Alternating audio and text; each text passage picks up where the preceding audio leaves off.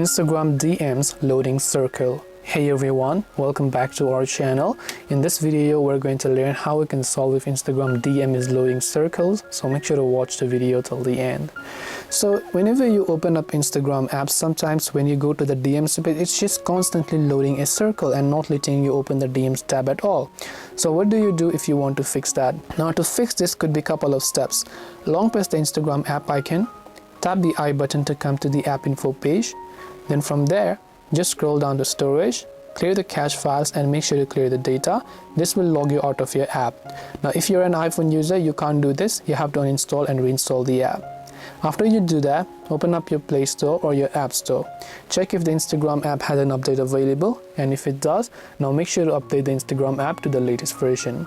Now even after you've updated it, you open it up and the DMs tab is still like that, the issue could most likely actually be with the Instagram servers. So you might want to wait until that hopefully get fixed from Instagram's side.